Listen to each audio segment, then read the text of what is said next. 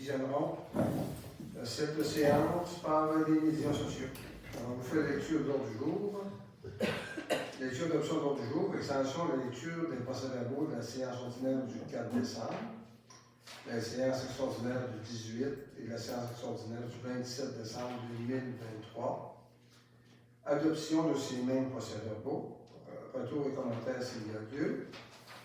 Et à 2.5, Code d'éthique et de déontologie des élus municipaux, dépôt du rapport 2023 relatif aux dons, avantages ou marques d'hospitalité. Les principales résolutions ce soir, dans nos dépenses incompressibles, affectation des crédits d'exercice financier 2024. Mandat pour achèvement des travaux complétés par l'entrepreneur à la caserne. Programme d'aide au développement du transport actif dans les périmètres urbains. Autorisation de déposer la réalisation de travaux sur la rue commerciale. Programme de prévention et de réduction des risques liés au changement climatique. Pour le verdissement, autorisation à déposer pour la réalisation de travaux sur la rue commerciale. Acceptation de l'entente intermunicipale relative à la fourniture de services en gestion des ressources humaines par la MRC Lac-Saint-Jean-Exi. Nous aurons en étant 3.6, Association des directeurs municipaux du Québec, adhésion 2024. Office d'application du secteur sud, Lac-Saint-Jean-Est, approbation des prévisions budgétaires 2024. Mandat d'ingénierie suite aux travaux de conception et d'implantation du contrepoids de la remontée T1, RBQ numéro 296. Principale correspondance ce soir, avis de fermeture du guichet automatique Caisse des Jardins des 5 cantons. Loisirs et culture, la cause des courageux, autorisation au VTT à circuler sur la voie publique. Nous n'avons aucun dossier en urbanisme, dons, subventions et invitations. Centre des femmes aux 4 temps demande d'aide financière. La FADOC des années d'or de Virville, aide financière. Nous procéderons pour les différents rapports des comités. Nous ne pouvons pas rajouter d'affaires nouvelles, ayant 2 absents à la table du Conseil ce soir. Liste des comptes de la municipalité et du Mont-Lac-Vert. Période de questions des citoyens et la levée de l'Assemblée. Alors, j'accepterai une proposition d'acceptation de l'ordre du jour, s'il vous plaît. Je vais en faire la proposition, M. le maire. M. Côté propose, appuyé par Mme Champigny. Est-ce que quelqu'un demande de vote? On va adopter à l'indemnité du conseiller présent. Exemption de la lecture des procès-verbaux de la séance ordinaire du 4 décembre 2023, les séances ordinaires du 18 décembre 2023 et la séance extraordinaire du 27 décembre 2023. Il faut entendre une proposition, s'il vous plaît. On fait la proposition. Mme Gagnon propose, appuyé par Mme Gaudreau. Oui. Est-ce que j'ai quelqu'un qui demande le vote? On va adopter à l'unanimité des conseillers présents. Adoption de ces mêmes procès-verbaux. Je vais en faire la proposition, M. le maire. M. Côté propose, appuyé par Mme Champigny. Est-ce que quelqu'un demande le vote? On s'est adopté à l'unanimité des conseillers présents. Sur le rendu au Code d'éthique et de déontologie des élus municipaux, dépôt du rapport 2023 relatif aux dons, avantages ou marques d'hospitalité. Monsieur le directeur général. Simplement que les élus sont invités à déposer leurs dons et commandites de réaliser pour la présente année qui vient de s'écouler. Et je dois le transmettre au ministère des Affaires municipales. Merci. Principale résolution de ce soir, dépenses incompressibles, affectation des crédits pour l'exercice financier 2024.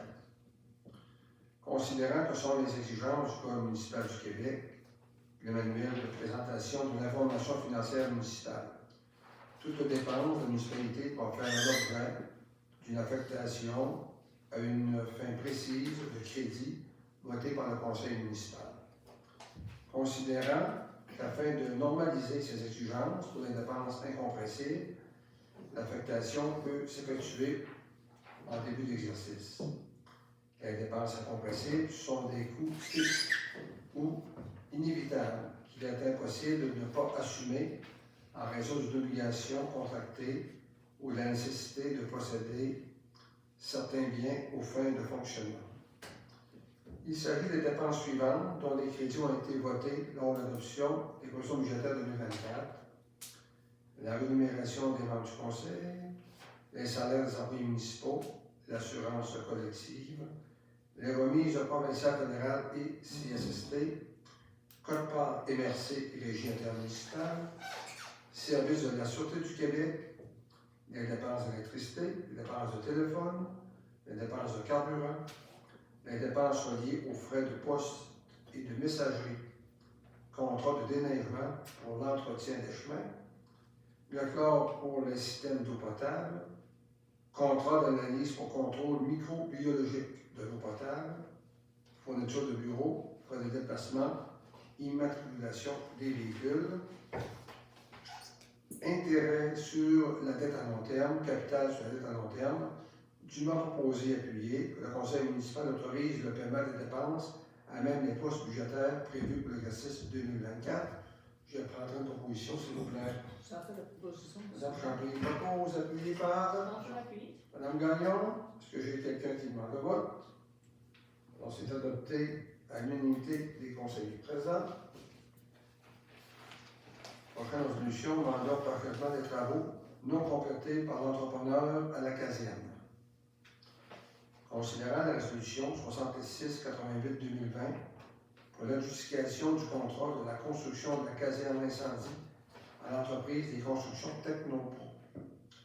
Considérant qu'une partie de ces travaux sont initiés dans le cadre du programme Réfection et construction des infrastructures municipales, le RECIM, du gouvernement du Québec, considérant la résolution 70-02-2021 relative à la mise en demeure transmise à l'entreprise des constructions Technipro quant à l'achèvement des travaux de construction de la caserne, considérant les dispositions contractuelles prévues au devis d'appel d'offres, considérant les travaux non complétés à ce jour, considérant la soumission 1588 de J.P. Larouche et Fils concernant des travaux non complétés au montant de 6 352,37 dûment proposé et appuyé, de mandater l'entreprise J.P. Larouche et Fils pour les travaux requis pour la soumission 1588. Les coûts de ces travaux seront déduits du montant à verser à l'entreprise des constructions Technipro, tel que mentionné à la mise en demeure transmise. Ces travaux seront financés à même du programme Réflexion et construction des infrastructures municipales, RECIM, du gouvernement du Québec et par le règlement d'emprunt 532-2020. Je prendrai une proposition, s'il vous plaît. Je vais en faire la proposition, M. Richard. M. Côté propose, appuyé par Appuyé. Mme Gaudreau. Est-ce que quelqu'un demande le vote? On va adopter l'unité des conseillers présents. Alors, nous avons le programme d'aide au développement des transports actifs dans les périmètres urbains. Autorisation à déposer pour la réalisation de travaux sur la rue commerciale. Considérant que le programme d'aide financière au développement des transports actifs dans les périmètres urbains vise à accroître la part modale des déplacements actifs en milieu urbain et de réduire les émissions à gaz à effet de serre associées au déplacement des personnes. Considérant que les membres du Conseil ont pris connaissance des modalités d'application du programme d'aide financière au développement des transports actifs dans les périmètres urbains, considérant que la Direction générale va respecter les lois et règlements en vigueur et obtenir les autorisations requises avant l'exécution du projet, considérant que le projet est estimé à 1 860 428,84 $ et que les sommes requises pour le financer seront déposées dans divers programmes, considérant que le projet mentionné précédemment et déposé relativement à son programme est estimé à 1 860 428,84 $, toutes taxes incluses, et que l'aide financière demandée au ministère est de 920 000 $. Dûment proposé et appuyé, l'autoriser le directeur général et café trésorier, M. Sylvain Lemay, a déposé une demande d'aide financière par le cadre du programme TAPU et agir en son nom et a signé pour et au nom de la municipalité des villes tous les documents relatifs à cette affaire. Pardon de proposition, s'il vous plaît. On va faire la proposition. Mme Gagnon, appuyé par Mme Champigny. Oui. Est-ce que quelqu'un demande le vote? Elle est adoptée à l'unité des conseillers présents. Nous avons le programme de prévention et de réduction des risques liés au changement climatique par le verdissement, autorisation déposée pour la réalisation de travaux sur la rue commerciale. Considérant que le programme de prévention et de réduction des risques liés au changement climatique par le verdissement vise à accroître l'apport modal des déplacements actifs en milieu urbain et à réduire les émissions de gaz à effet de serre associées au déplacement des personnes, considérant que les membres du Conseil ont pris connaissance des modalités d'application du programme de prévention et de réduction des risques liés au changement climatique par le verdissement, considérant que la Direction générale doit respecter les lois et règlements en vigueur et obtenir les autorisations requises pour l'exécution du projet, considérant que le projet mentionné est estimé à 1 860 428,84 $, que les sommes requises pour le financer seront déposées dans divers programmes, considérant que le projet mentionné précédemment et déposé relativement à ce programme est estimé à 1 860 428,84 $, toutes taxes incluses, et que l'aide financière demandée au ministère est de 563 389,70 $, dûment proposé et appuyé, d'autoriser le directeur général et greffier de M. Sylvain Lemay à agir en son nom et à signer en son nom les documents relatifs au programme de prévention et de réduction des risques liés au changement climatique par le verdissement. Alors, je prends la proposition, s'il vous plaît. J'en fais la proposition. Alors, Mme Gaudreau propose, appuyé par...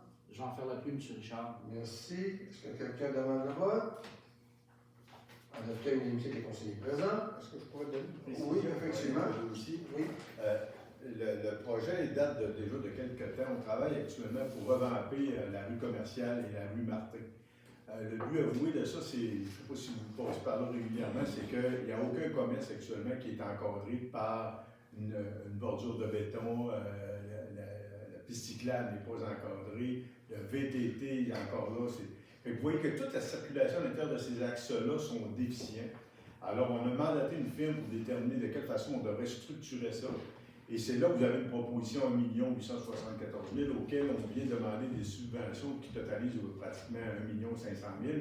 Autrement dit, la municipalité aurait à assumer dans ce programme-là, si les subventions sont telles qu'elles sont prévues, aux alentours de 300 000, en échange de travaux qui pourraient être exécutés par nos travaux publics. Ce n'est pas nécessairement de l'argent neuf qui serait mis à contribution.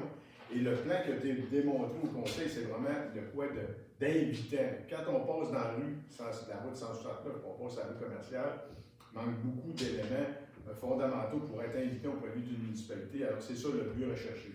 En fonction des subventions qui seront accordées, c'est là qu'on va déterminer de quelle façon on le structure. Si les subventions sont moindres, on va adapter le projet de telle sorte que ça coûte le moins cher possible à la municipalité. Ça résume. Merci, M. le général. Prochaine résolution, l'acceptation d'une entente intermunicipale relative à la fourniture de services en gestion des ressources humaines par la MRC Lac-Saint-Jean-Est. Considérant que la MRC Lac-Saint-Jean-Est a procédé à l'embauche de M. Gabriel Tremblay-Girard, conseiller ressources humaines au début de l'année 2022, considérant que la MRC Lac-Saint-Jean-Est désire offrir l'opportunité à ses municipalités membres de bénéficier des services de M.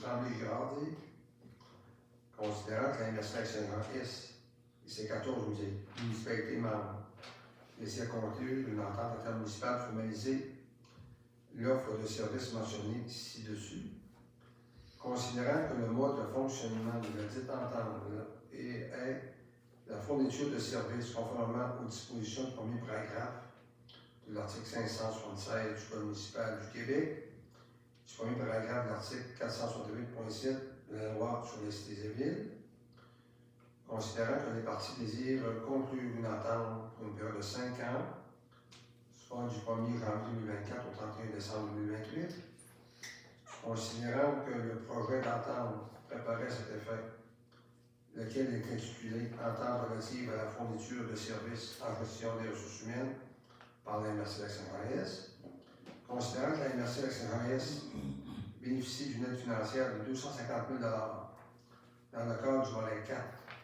du Fonds Région et Ruralité, pour la collaboration intermunicipale afin de permettre le démarrage de l'entente mentionnée ci-dessus, dûment proposé et appuyé d'accepter l'entente intermunicipale relative à la fourniture de services en gestion des ressources humaines pour le marché Lac-Saint-Jean-S, d'autoriser le maire et le directeur général des greffiers à signer la dite entente. J'accepterai une proposition, s'il vous plaît. Je vais faire la proposition. Madame Gagnon, appuyée par Je vais appuyer. Madame Gaudreau. Oui. Est-ce que j'ai quelqu'un qui demande le vote? On va adopter l'unité des conseillers présents.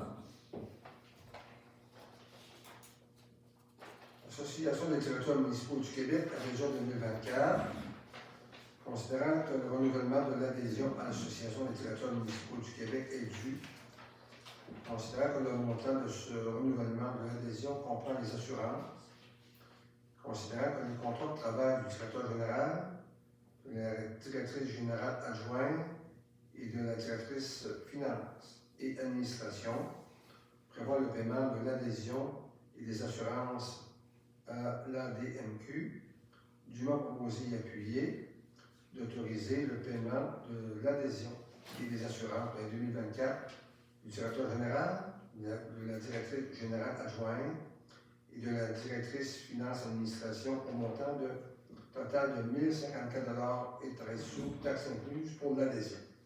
Je vais entendre une proposition, s'il vous plaît.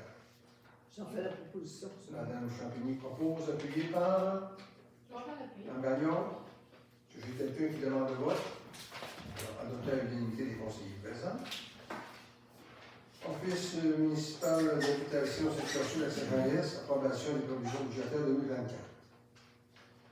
Considérant la fusion des immeubles de Saint-Gédéon, Métabetchouan-Nacanapois, des villes d'habitation de Desbiens, dont l'entité s'appelle dorénavant Office d'habitation secteur sud Lac-Saint-Jean-S, considérant les obligations de la municipalité en matière de logement social. Considérant que par sur les engagements, la municipalité est responsable de 10 du déficit de ses unités de l'Office d'habitation secteur sud Lac-Saint-Jean-S, dûment proposé et appuyé d'approuver les prévisions budgétaires 2024 de l'Office d'habitation secteur sud Lac-Saint-Jean-S, dont 75 437 $ sont attribuables aux unités de Verville, et d'assumer la part municipale de 10 du déficit de l'organisme, soit un montant de 7 544 $. J'accepte une proposition, s'il vous plaît.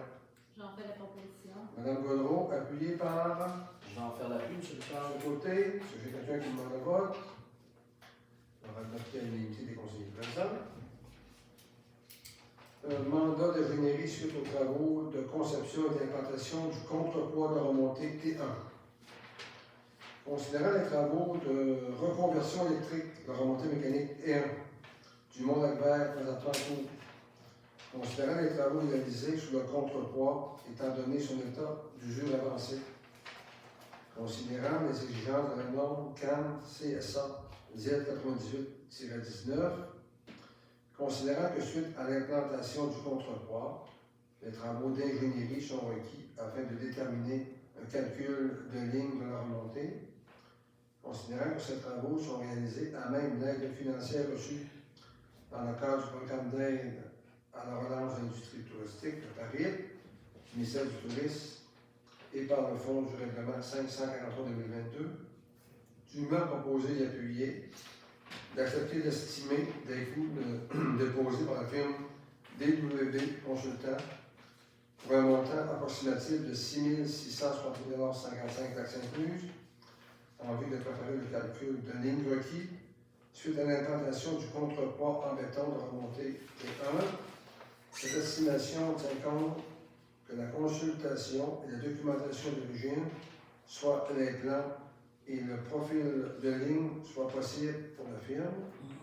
Ces travaux sont défrayés à même l'aide financière reçue dans le cadre du programme d'aide à la relance de l'industrie touristique de Paris, du ministère du Tourisme et par le fonds du règlement 543-2022. Je vais prendre une proposition, s'il vous plaît.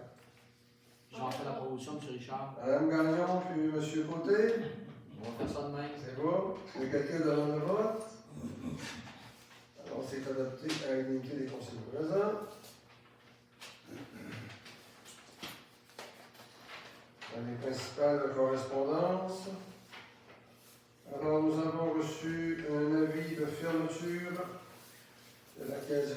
Saint-Canton du guichet automatique 295 rue Turgeon pour le 5 février prochain.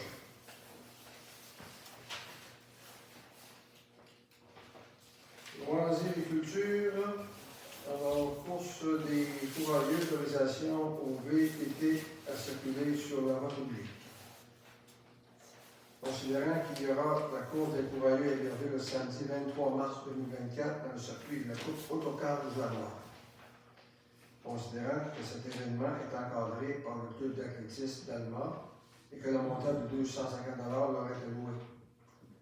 Considérant que pour assurer la sécurité de l'événement, les VTT devront circuler dans les rues de la municipalité, dûment proposé et appuyé, autoriser les circulations des VTT sur la voie publique le samedi 23 mars prochain pour assurer la sécurité dans les rues de la municipalité, d'effectuer le paiement de 250 au club d'athlétisme d'Alma pour l'encadrement de cette activité. Je prendrai une proposition, s'il vous plaît. Je vais en faire la proposition, M. le maire. M. Côté propose, appuyé par Mme Gaudreau. Est-ce que quelqu'un demande le vote? Alors, c'était de faire l'unité des conseillers présents. Donc, subvention et invitation, nous avons reçu une demande du Centre des femmes 4 temps. Donc, nous avons accordé un montant de 200 $. Et nous avons aussi une demande de l'âge d'art pour les fêtes, pour leur fête, pour souligner les gens qui ont 80 ans, pour un montant de 200 $. Alors, je parle de proposition des membres du conseil. Vous pouvez accepter ces deux montants. On fait la proposition, M. le maire. Alors, Mme Charlier propose, appuyé par. J'appuie. Est-ce que quelqu'un, Mme Gaudreau? Oui.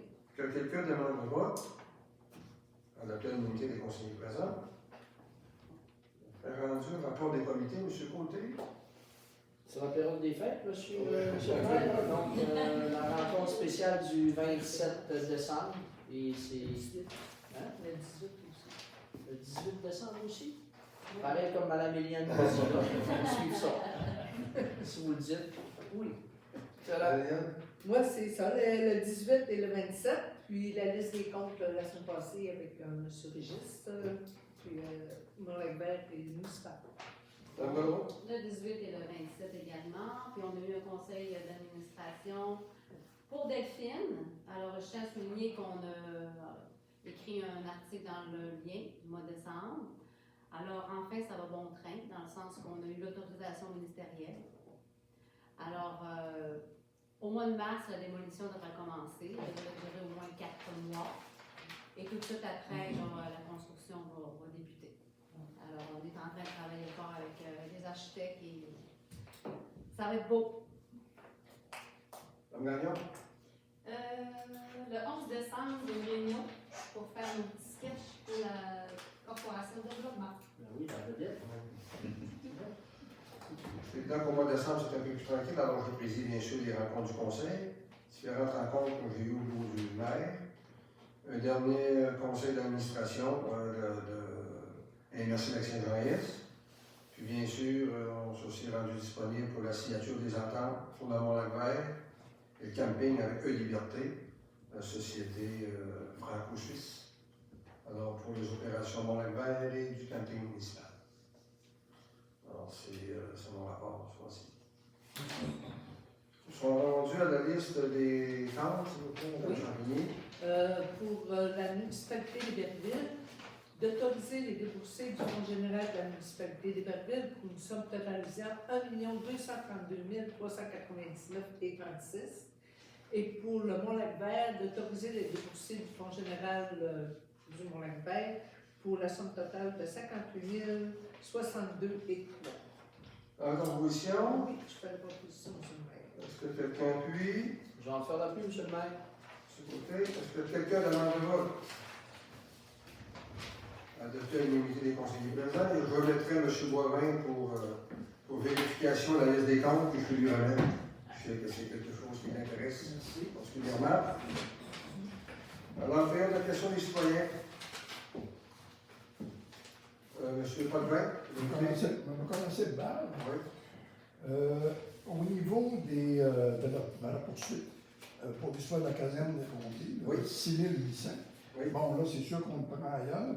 Oui. Sauf qu'eux vont finir par dire c'est déduit du montant final, Oui. ils ne sont peut-être pas d'accord avec ça non plus. Alors, selon toutes les démarches qu'on a faites présentement, ces gens-là ne nous ont pas rappelés depuis 2 ans, 2 ans et demi, pour votre information. Alors, on a fait faire des expertises. Alors, moi, comme maire, je peux vous dire que j'ai un chèque dans mon bureau de 559 000 qui n'a pas été réclamé à temps. Alors, on va se payer, puis on va faire le compte à compte lorsque ça va être terminé.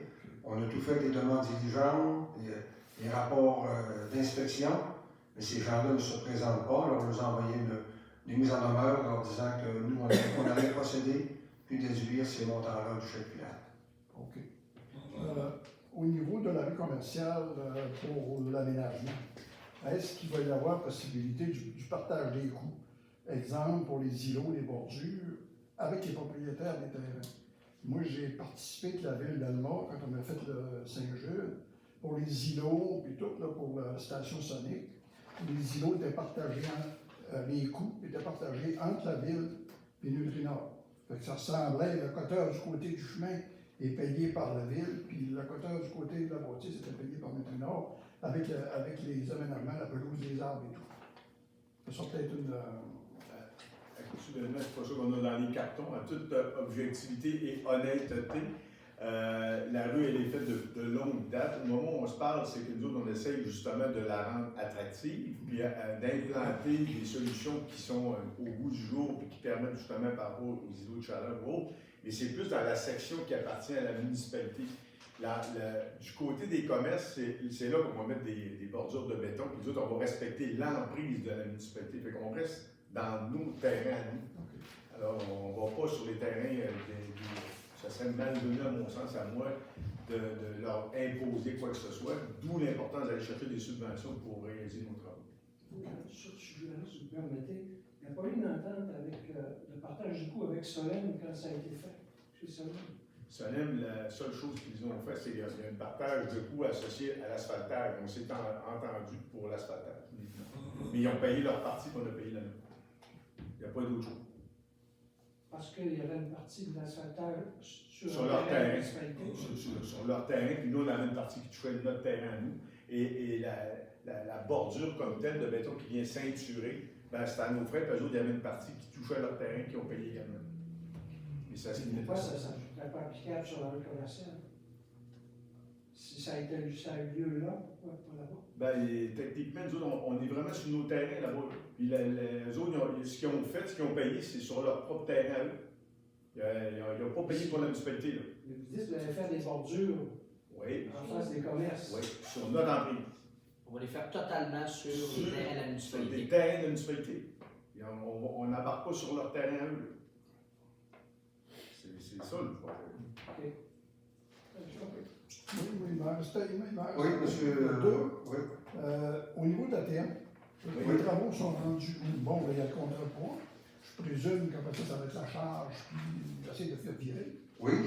Je peux vous donner l'environnement. La première des choses, vous êtes peut-être surpris de voir qu'on assume encore des dépenses en lien avec la question que je me pose. Dans les faits, c'est très simple. C'est que on a convenu avec l'entreprise que ce qui était démarré comme travaux, on va les compléter. Puis ça, c'est à l'intérieur du règlement d'emprunt. C'est-à-dire qu'on a fait l'éclairage, on fait la T1. Aussitôt que ces deux éléments-là vont être livrés, ben, ça rentre dans le règlement d'emprunt qu'ils vont assumer. Qu'ils vont assumer. Okay. Peu importe les dépenses qu'on fait là-dessus, c'est la compagnie des montagnes de ski du Québec qui va assumer ces dépenses-là. Mais c'est nous, actuellement, qui est maître d'œuvre de l'implantation de la rénovation de la T1. On ne peut pas leur confier ça là présentement. Le livrable, c'est nous. C'est pour ça que là, on doit assumer cette responsabilité-là. Et bien évidemment, on met de la pression énorme sur les fournisseurs, dont le principal est moteur électrique Laval, et c'est là qu'on a un enjeu de livraison. Techniquement, notre ingénieur va sur place à Montréal vendredi pour aller voir les panneaux de contrôle. C'est ça qui manque actuellement pour faire les tests de charge ensuite pour la ligne. Après ça, puis, techniquement, ce qu'on aimerait, c'est de livrer d'ici le 1er février. Les délais seuls.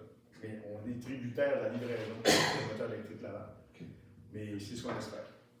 Ma dernière question, bon, la fermeture du guichet. J'ai vu vos commentaires Oui. sur Facebook.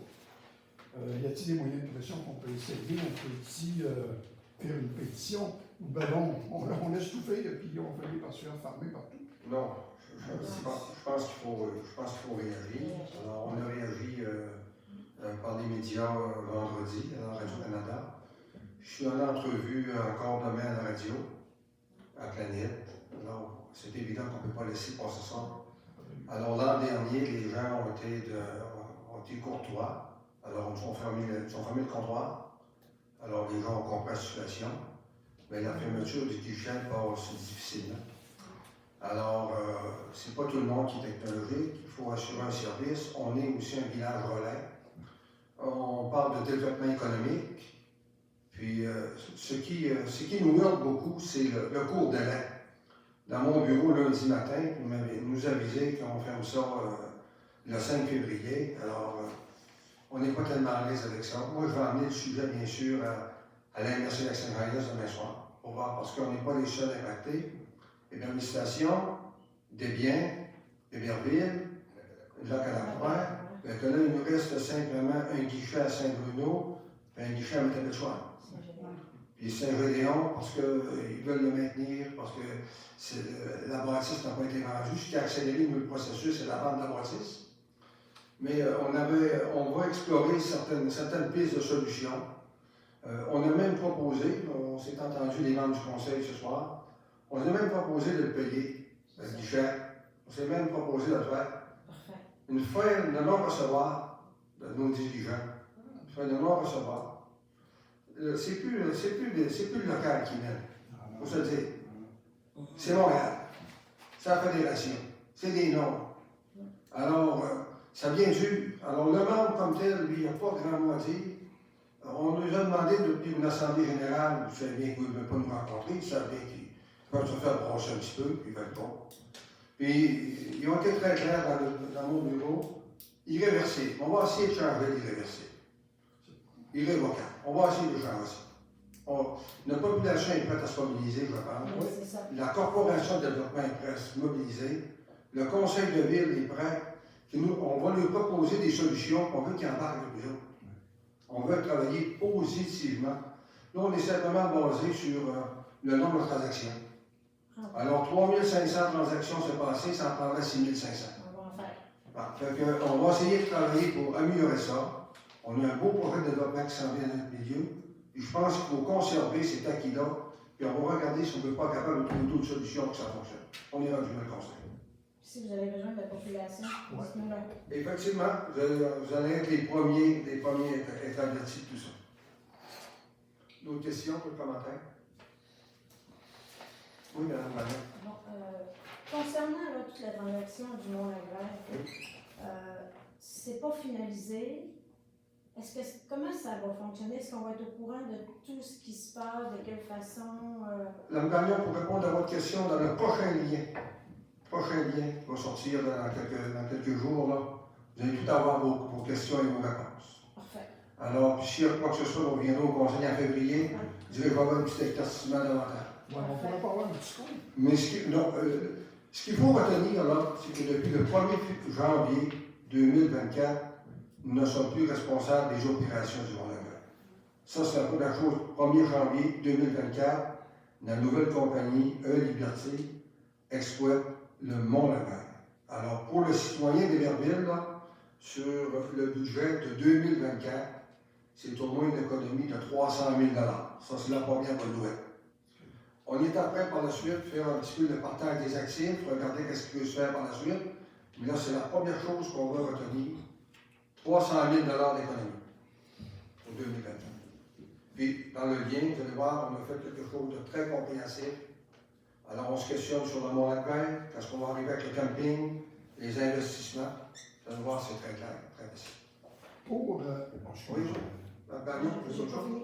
Oui, Même si on ne sait pas tout, oui.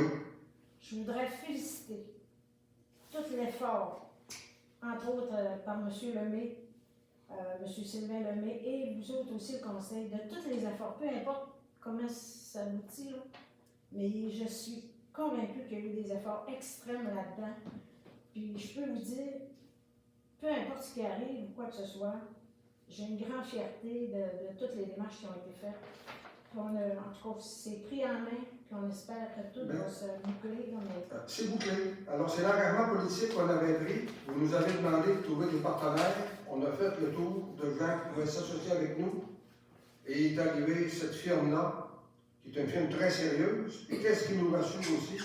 C'est qu'ils ont l'expérience à Charlevoix avec le Mont-Grand-Fond. Puis, il y a un sérieux de cette entreprise-là. Ils sont prêts à investir dans le milieu. Là. On parle de 25 millions, ça vient de chez nous. Là. Alors, la face de notre municipalité va changer énormément. Développement économique très, très, très important. De nouveaux résidents. Possibilité de 150 espaces pour le lotissement, M. le directeur général, dans la montagne. Alors, c'est du monde de plus. Puis ça correspond à ce qu'on se fait demander depuis plusieurs années. On a tous travaillé ensemble. Alors, je félicite aussi l'équipe de gestion. N'oubliez pas que c'est une négociation qui s'est faite en moins d'un mois. est. Un mois, et tout est signé, tout est engagé. Félicitations. Oui. 3.5. Oui. Dernière question. Acceptation d'une entente intermunicipale avec les ressources humaines. C'est quoi que ça comporte? C'est quoi les montants qu'on va C'est pas les gros montants, c'est l'utilisateur-payeur. C'est que si, exemple, on est en processus d'embauche d'une ressource, exemple, un gestionnaire ou peu importe, il peut nous accompagner dans le processus. Fait qu'on paye le temps, ressources qu'on prend pour nous accompagner. C'est ça. C'est un tarif de 55 $. Merci beaucoup. D'autres questions? C'est bon, hein? Point 3.3 et 3.4, je comprends que c'est deux programmes différents, pareil, c'est quoi là? C'est les mêmes montants qui sont appliqués dans les deux. Il y a une partie qui touche la verdure, autrement dit, vous avez des genres de canaux qui récupèrent la pluie. L'autre programme, c'est vraiment la mise en œuvre de tout l'asphaltage, les tuyaux, il y a plein de béton. C'est deux montants tout à fait identiques. Oui, c'est parce qu'on part d'une. Nous, on est allé en appel d'offres au point de vue de la firme pour déterminer ça coûterait combien? 1 800 000. Et là, on prend ce montant-là, puis on adresse une demande à un programme qui, lui, nous permet d'avoir une accessibilité à 800 000. Et dans l'autre programme, ça représente 500 000. C'est deux programmes distincts, mais pour le même montant de coût de travail. Donc, pour les deux programmes, c'est 1 860 000. Oui. C'est ça? La totalité des coûts, c'est 1 800 000 estimés. Pourquoi, dans un cas, on va avoir 920 000 de subventions possibles, dans l'autre cas, 563 000? C'est deux programmes différents. Deux programmes différents. La troisième partie vient de la municipalité, monsieur. Ce qui manque, là, on m'a dit, vous avez à peu près 800 000 qui vient d'un programme, 500 000 qui vient de l'autre, puis la différence, c'est la municipalité qui l'assume. C'est des programmes distincts. On essaye d'obtenir des subventions par différents programmes. C'est pas clair, ça semble pas clair encore, M. Ça va. Exemple, mettons, le programme d'appui, là, c'est exemple 80% du montant. L'autre programme, c'est, mettons, 50%. Exactement. C'est tout simplement des modalités administratives qu'on doit appliquer. OK. Donc, ça aurait pu. C'est rien parce que les programmes sont séparés. Oui. Ça aurait pu être une demande de subvention de 1 860 000. Oui. Ça aurait été. Si on avait instauré pour ça, oui. Ah, OK. D'accord, j'ai compris. L'Office municipal d'habitation Secteur-Sud, le 3.7, le déficit, je comprends que le déficit annuel de l'Office, donc de tous les offices municipaux concernés, est seulement de 75 000. Non, c'est le déficit local. À nous, local. C'est la partie des berniers. Et nous, on paye seulement 10 de déficit local. Oui. Le reste, c'est qui paye? C'est le gouvernement du Québec. SHQ. Ah, OK. Comme ça. Ah oui. C'est un déficit virtuel, on s'entend. Oui. On n'est pas obligé de le verser. C'est que s'ils fermaient demain matin, on le verserait. Et tant qu'ils sont en opération, on le verse. Bon, c'est bien ça. C'est comme ça qu'on comprend. Ah oui? Oui. Non, on paye. On le paye. C'est le montant que la municipalité doit donner financièrement. Oui, c'est Chaque année. Il y a un chèque qui se fait. Ce serait trop beau. Là, c'est du beau, mais là, c'est trop beau. Là, c'est trop beau.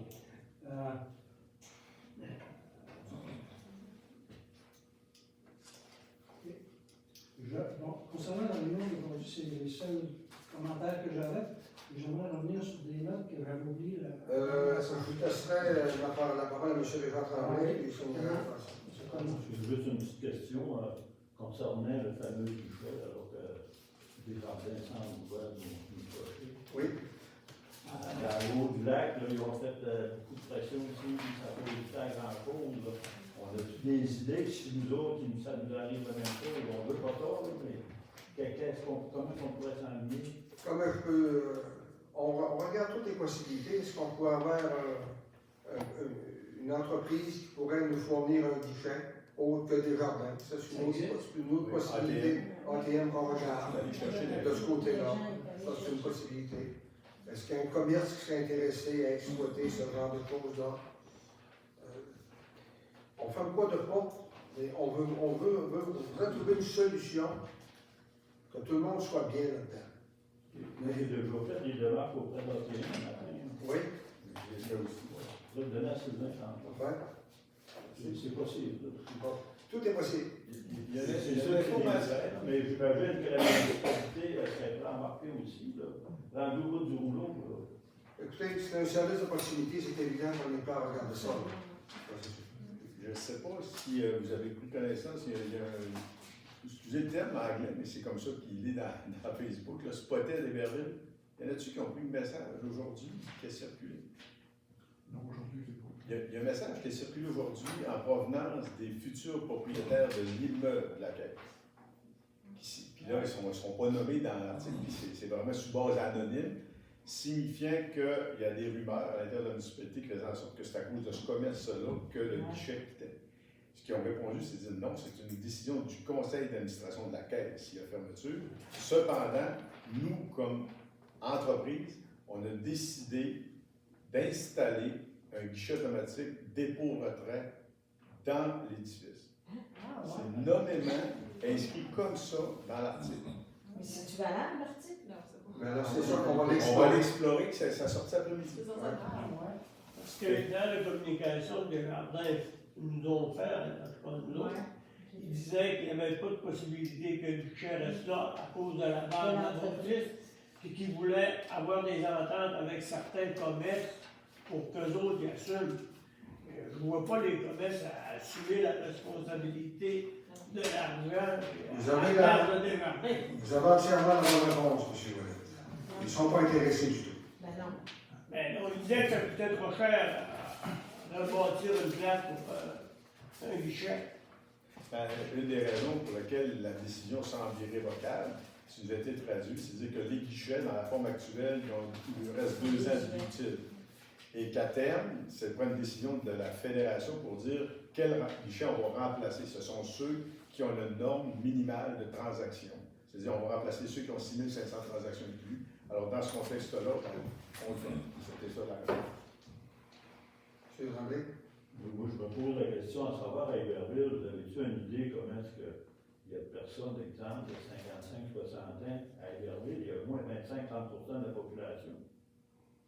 Est-ce que c'est du monde qui fait un petit peu, qui va un peu au guichet aussi? Écoutez, ils nous ont dit qu'il y avait présentement 3500 transactions. C'est bien ça? Et pour le rentabiliser, ça nous en prend 6500. C'est ça. Puis c'est normé par la fédération. Ça prend ça. On fait là le montant qui manque pour couvrir les frais. Ah, on a déjà fait. Irrévocable. C'est irrévocable. Irrévocable. On perd notre temps. Alors, ils perdent cette promesse-là, mais la chose qu'ils n'ont pas prévue, c'est que la population va se réveiller tantôt. Ben, c'est ça. C'est ça. Il va y avoir des gens, une population qui se prend en main, ça fait des choses, tu vois. C'est pas nouveau, ça, les fermetures de guichets. Oui, mais là, disons qu'on est torté de plein fouet, nous. L'an passé, on fermait le comptoir, on a accepté ça. Là, on ferme le guichet, c'est le délai, on n'a pas le temps de s'organiser, on veut nous confier des responsabilités de ce côté-là. Mais je pense qu'il faut au moins dénoncer ça. Oui. On ne peut pas laisser passer ça tout loin. Sinon, on va passer pour des gens qui tiennent pas compte. Franchez-vous. Oui, c'est ça. Monsieur déjà fait dire, on va le monter sur le toit du foyer pionnier pour défendre ma population. on va les défendre différemment ce coup-là. On va aller dans les médias, puis on va voir ce que le politique paraît loin là-dedans. Puis moi, ce qui me déçoit, c'est que c'est un vote unanime aussi qui a été pris au sein de ce conseil d'administration-là. Nos représentants, si on fait. Puis on a des citoyens qui sont des citoyens d'ici qui ont voté pour cette chose-là. Ça me déçoit, moi, juste. Ça nous a été dit dans mon bureau, je l'ai dans le fond. Monsieur le maire, vous vous rappeler quand la cour mutuelle voulait s'en aller à Métabelle? Oui. La population était là, puis Oui. on a réussi à Oui. atteindre. Oui, du porte C'est ça. Oui, monsieur Padin. Moi, j'ai parlé à mon représentant qui gère ma fortune. C'est assez vite, je J'ai parlé pour d'autres choses. Puis là, j'ai dit, il faudrait que tu me fasses un bloc de ce que j'ai comme argent. Puis je vais le transférer à la Banque de Montréal. Il dit, pourquoi? Ben, tu peux du guichet, là. Vous ferez mon guichet. Il dit, non, pas de guichet. Ben, je dis, non, nous autres, on n'aura plus de guichet. Fait que vous êtes sur le même pied. Puis les rendements sont meilleurs. Fait que, prépare-moi un bloc. On ouvre la fortune. Puis ça, c'est un moyen de pression. Ça va être mal. Mais oui, tout seul, c'est pas gros. Non, c'est ça. Il faut qu'il y ait un mouvement citoyen dans le Il faut se remettre en contexte, là, parce que vous travaillez quand même pour Oui. Desjardins. On pense que c'est Desjardins, mais c'est les membres aussi. Là. Il faut penser que la technologie change. Cependant, qu'on fusionne des centres de services, qu'on ferme des bâtisses, c'est très dispendieux. Mais le guichet, je pense que c'est un service au membre direct et non de conseil ou quoi que ce soit. Je pense qu'il faut démêler des choses. Tu sais, Desjardins, pour donner meilleur conseil aux membres, on est obligé de fermer parce qu'on était tous dans des petites municipalités. Fait qu'on n'avait pas les moyens non plus d'être proche des services aux membres. Des conseils. Quand je pense là, proche des services aux membres, c'est des conseils, tu sais, des planificateurs financiers, tout ça. Ça, c'est important d'avoir ça. Mais rendu au guichet, on n'a pas besoin de conseils pour le guichet. C'est là que la barre doit s'arrêter. Parce que, tu sais, la bâtisse, c'est vrai que ça fait mal. Moi, ça me fait mal, ça me rentrait dedans. Mais je me suis dit, au moins, si les gens ont les meilleurs conseils, puis ils s'en vont pas dans les banques ou quoi que ce soit, on est quand même encore proche de Desjardins pour des conseils. Mais rendu au guichet, là, ça n'a pas besoin de conseils. C'est juste, c'est vrai que c'est un peu moins rentable. Mais des fois, il faut statuer sur la rentabilité, puis garder au moins notre monde sans conseil de base. Fait que c'est ça que en tout cas, que j'essaie de défendre, parce que, tu sais, on a fusionné, puis on n'avait pas le choix de fusionner. Mais il faut comprendre deux choses. Puis l'ère, aujourd'hui, c'est des jeunes, il y a des jeunes qui critiquaient, je vais m'en aller, mais combien de fois que tu es allé au guichet? Tu garderais-tu quelque chose? Tu sais, là, à un moment donné, je comprends, mais il faut garder aussi la possibilité de nos personnes, en général, pour ce volet-là. Là, Il faut garder un minimum. Oui. Un minimum. Le guichet, c'est un minimum. Mais il faut parler. Il faut parler un peu de ma paroisse, vous savez d'où je viens. Et je ne veux pas vous influencer, M. Paulin, mais en même temps, moi, ça vient me chercher. Quand j'entends des menaces de cette nature-là, il ne faut jamais oublier une chose, M. Paulin, c'est qu'il y a de l'humain autour de tout ça. Et ce que je ne souhaite pas, à travers toute cette démarche-là de Desjardins, c'est qu'il y a un mouvement de masse de transfert out qui va conduire à des pertes d'emplois. Et ces emplois-là sont dans nos milieux. Et ça, je le souhaite vraiment pas. Il faut travailler ensemble pour tenter d'arriver à une solution qui permet de rencontrer nos objectifs puis qui dénature pas Desjardins également. Mais il faut travailler intelligemment, à mon avis, pour arriver à nos fins. Mais je ne souhaite pas ça, en toute honnêteté. Très transparent. C'est notre crainte. Mais Il faudra leur rappeler leur mission première qui avait oui, de rendre service aux travailleurs, dans le fond, qui a été fondé pour ça. Ils là sont loin de 100 autres années. On fait une institution qui est de 1936. Ouais. 1936. On est parti, écoute, quand j'étais jeune, c'était M. Jean-Philippe Côté qui était là, avec Marie-Jo, qui prenait notre carnet, qui disait t'as déposé 20$, puis t'as sorti. Puis, Puis Christine.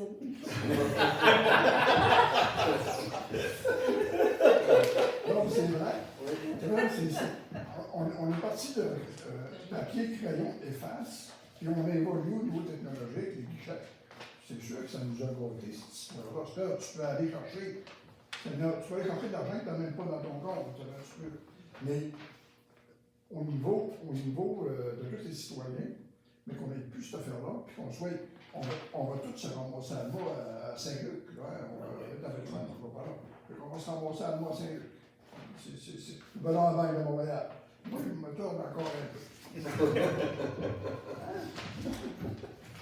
Mais sur le fondamental, vous avez raison dans la mesure où, quand on dit aux jeunes, venez vous établir dans nos petites localités, parce qu'on offre des services, mais ces services-là, c'est des services, à mon avis, qui sont essentiels. Et c'est là qu'on peut en avoir compte, parce que Héberville, tu sais, t'as des écoles, t'as des bibliothèques, t'as tout ce qu'il faut. Puis ce service de guichet-là, à mon sens à moi, ça en fait partie des services pour dire aux jeunes, venez vous établir à Héberville, puis là, du jour au lendemain, on va centraliser ça à nouveau ailleurs. C'est le premier village du parc, puis l'investissement qui s'en vient. Parce qu'on Village relais, puis il y en a une maison. on est prêt à aller chez Bonichois, à payer peut-être 50-60 cents de plus pour un article qu'on sauvera à la bon, je sais que j'essaie, dans la mesure du possible, mon épicerie, je la fais chez Bonichois. La viande, un paquet de papier, on est prêt à payer un peu plus. Pour le guichet, on est peut-être prêt à payer un peu plus aussi, pour essayer de le garder. Parce que le jour où le guichet, bon, ben pas une fois, je peux dire que ça va lui faire mal, puis le dépanneur en haut, ça va faire mal. Ça va faire mal à la Toutes les commerces. Toutes les Je pense que vous devez mettre un accent très prononcé au niveau de l'Association des commerçants locaux, parce qu'à eux autres, c'est sûr que ça va créer une différence. La Corporation de développement, Moi, nous ont si je adressé vais chercher de l'argent à Alma, je vais aller passer à Alma en bonne partie. Je suis content de mon dernière question, M. Boisvert, encore à ça. Mes dernières questions, un précis nommé. Oui, C'est pas les questions, oui, il y en a il y quelques-unes. en a quelques-uns, je suis pas sûr. En novembre, En mois d'avant. oui, au mois de novembre, Oui, la monteuse à noir. j'ai oublié mes feuilles. Ah, c'est ça. Environnement CA, on a payé 56 300 pour l'ensemencement d'un rive de Courbeau. Ça avait déjà été approuvé à ce contrat-là ou pas? C'est L'ensemencement, c'est le fossé. ensemencement des rives. Oui. Ensemencement des plantations ou quoi? Dans les faits, c'est le ruisseau qui a été canalisé à l'arrière de la rue Potvin Sud. Quand vous passez en avant du séchoir, vous remarquerez, là, ça a été excavé. Et par rapport à l'autorisation ministérielle du ministère de l'Environnement, on doit ensemencer des rives. Autrement dit, Environnement CA, ils ont tous replanté des arbustes pendant 1 kilomètre. J'ai pensé poisson dans l'ensemencement.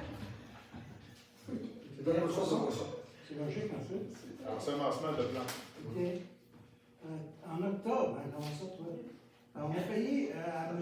Mario Larouche, qui est probablement un employé, des frais de déplacement de 700 pour 2 mois. C'est quoi la fonction de M. Larouche? C'est lui qui fait tout l'entretien des terrains. Il fait un Il entretien prend son véhicule. Il prend son véhicule pour faire l'entretien des parcs. Bon, toutes les. C'est un montant fixe, je présume, pour arriver à 700 $. On donne le montant fixe. D'accord.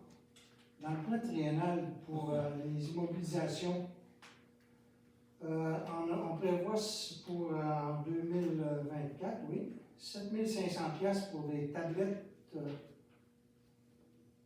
C'est pas pour vous, parce que déjà on a acheté déjà. Ils sont à remplacer. Ils sont déjà remplacés. Ils sont à remplacer. Ils sont obsolètes, c'est ça? Oui. Mais on va pas en avoir. On vous donnera les nôtres.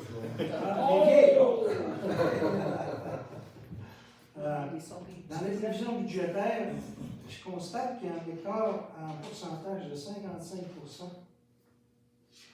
c'est-à-dire qu'il y a une augmentation de 55 dans l'administration au niveau des administration générale, sécurité, transport, hygiène du milieu, une augmentation de 55 C'est Cathy.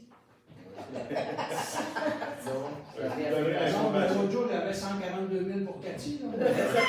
C'est encore 4. Monsieur Boivin, il faut revenir avec ça. C'est pas juste la réaffectation des postes. 55%. Oui, non, c'est parce qu'il y avait une réaffectation. Parce que comme vous l'avez expliqué, le budget 2023, il y avait eu des affectations différentes. Fait que là, ce que Cathy a fait quand elle a repris le budget, ben, on a ramené les postes budgétaires comme il se doit. Et ça a eu 42 000. C'est ça.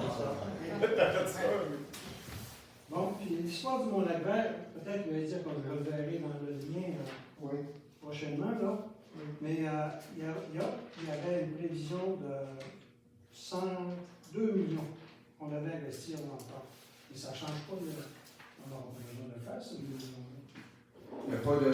Nous, le droit de le faire, c'est le promoteur qui va le faire. Mais là, il est dans le budget pareil, non? Non, mais ça, c'est parler des coûts d'emprunt. Non, c'est le budget global que vous regardez, là. Ben non, Oui. Dans le loisir. Dans le loisir, c'est un budget global. Ouais, c'est ça. Il y a loisir, culture. C'est tout en même temps. Le mandat de gestion pour les opérations du Mont-Lac-Vert. C'est inclus là-dedans.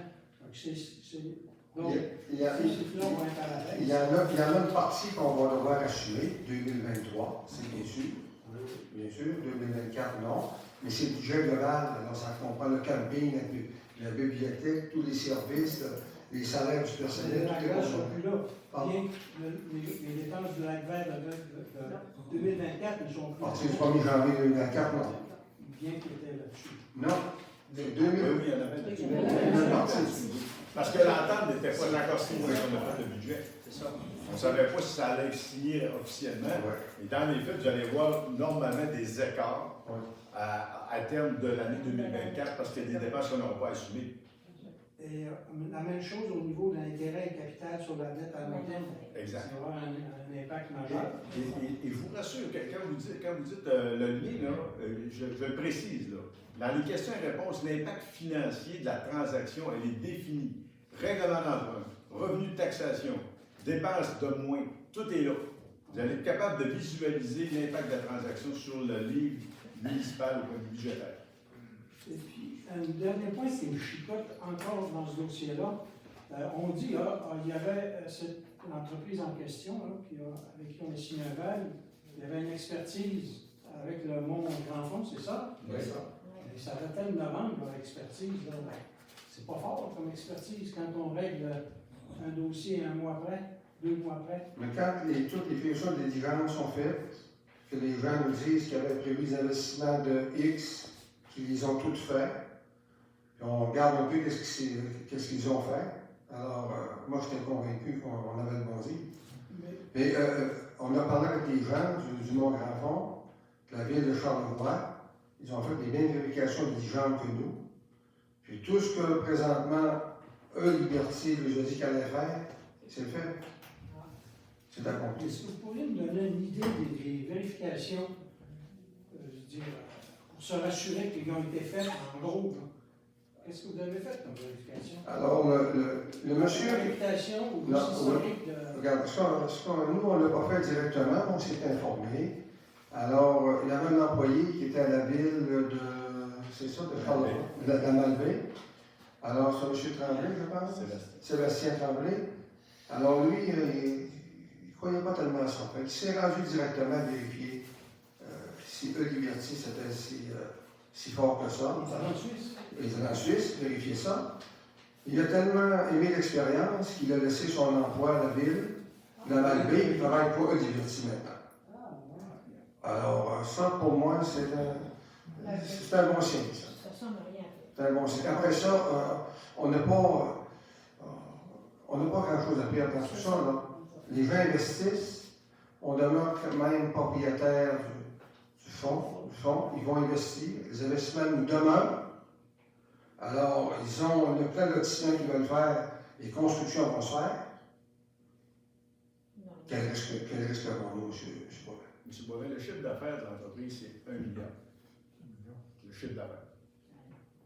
Fait que, est-ce qu'ils ont les reins solides? Je pense que ça y répond.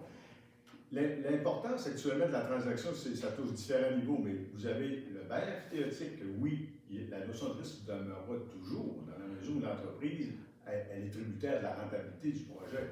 Cependant, avec la volumétrie qu'ils ont par rapport à la gestion de la commercialisation, pour vous dire de quoi, il va en arriver du monde en provenance de où, on ne sait pas, mais il va en arriver de l'Europe, ça c'est certain. D'autre part, ils gèrent également, il y a un bail FTC pour le Mont-Lac-Vert, mais aussi le camping municipal, dans le but de l'exploiter pour faire de la villégiature. D'autre part, le plan de lotissement, fin janvier, 29, 30, 31, l'équipe de développement arrive sur place, rencontre Arpenteur, rencontre Stantec qui a fait le guide d'aménagement, rencontre de la firme qui a fait la consultation, entrepreneurs choisis, et ils viennent nous rencontrer pour la mise en œuvre du plan de lotissement, auquel on parle d'une 150 terrains. Et je vais juste vous faire une remarque, c'est que vous avez peut-être vu dans les journaux, là, il y a eu beaucoup d'articles récemment en lien avec l'entreprise qui désire se positionner pour Mont-Grand-Fond, Mont-Édouard, et plein de choses, et il y a eu des tractations à ce niveau-là. Je peux vous dire que le promoteur veut aller rapidement en investissement. Et toutes les vérifications diligentes qu'on a faites, moi j'ai fait certaines vérifications personnelles de par mon ancienne vie, et c'est solide. Ouais. Je n'ai rien fait. Est-ce que d'autres questions? Non. Merci. Moi, je voudrais vous souhaiter une excellente année Oui, nous autres aussi. et tout le succès. Et je vous remercie pour 2023. Je vous dis bonne chance pour 2023. Merci beaucoup. Merci. Alors, M. Baudry propose d'enlever la santé. On va faire ça, moi. Allez, c'est pas ça, OK. Ah, ouais.